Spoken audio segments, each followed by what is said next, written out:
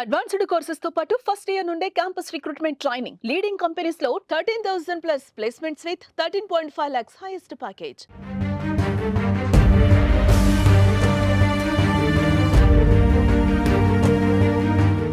జమ్మూ కాశ్మీర్ పహల్గామ్లో మంచుకొండల మధ్య ప్రకృతి అందాలను చూస్తూ ప్రశాంతంగా ఎంజాయ్ చేస్తున్నారు పర్యాటకులు. ఉన్నట్టుండి ఒక్కసారిగా ఉగ్రవాదులు దాడి చేయడంతో తెల్లని మంచుకొండలు ఎరుపెక్కాయి. ఉగ్రదాడిలో పదుల సంఖ్యలో పౌరులు చనిపోయారు. అందులో కర్ణాటకకు చెందిన వ్యాపారవేత్త మంజునాథ్ ప్రాణాలు విడిచారు. అయితే మంజునాథ్ భార్య ఉగ్రవాదికి ఎదురెళ్లారు.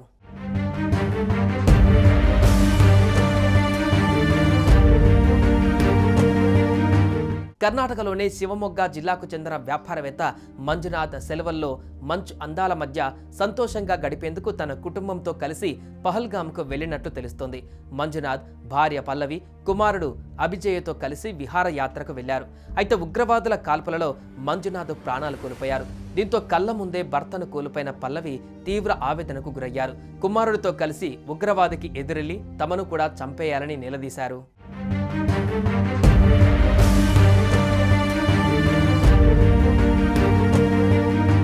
తన కళ్ళెదుటే జరిగిన ఘోరాన్ని తలుచుకుంటూ కన్నీటి పర్యాంతమైన బాధితురాలు పల్లవి జరిగిన దారుణాన్ని, ఉగ్రవాది తమతో చెప్పిన మాటలను మీడియాకు వివరించారు. శివమొగ్గ నుంచి భర్త మంజునాథ్ 18 ఏళ్ల కుమారుడు అభిజయ్తో కలిసి తాము కాశ్మీర్ పర్యటనకు వచ్చామని పల్లవి తెలిపారు. ఉదయం నుంచి అభిజయ ఏమీ తినకపోవడంతో తన భర్త అతడి కోసం రొట్టె తీసుకురావడానికి వెళ్లారని చెప్పారు. ఆ సమయంలో కాల్పుల శబ్దం వినిపించిందని, మొదట ఆర్మీ కాల్పులేమో అనుకున్నామని చెప్పారు. వెంటనే ప్రజలు పరుగులు తీయడం చూశామని, తన భర్త అప్పటికే రక్తపు మడుగులు పడి ఉన్నారని, తలలో బుల్లెట్ గాయమైందని చెప్పారు.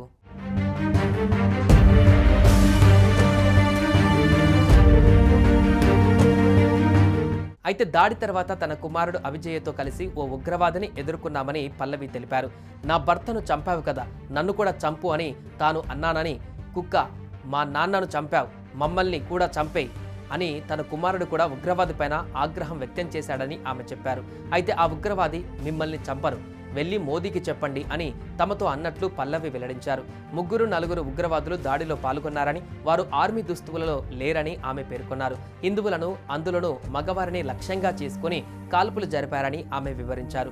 మరోవైపు ఉగ్రవాదుల దాడికి ముందు మంజునాథ్, పల్లవి దంపతులు పహల్గామ్లో సంతోషంగా గడుపుతున్న వీడియో ఇప్పుడు సోషల్ మీడియాలో చక్కర్లు కొడుతుంది. అప్పుడు ఆ మంజునాథ్కు తెలియదు తనకి మరణం సమీపిస్తుందని, ఆ భార్యకు కూడా తెలియదు తన భర్తతో సంతోషంగా గడిపే చివరి క్షణాలు ఇవే అని.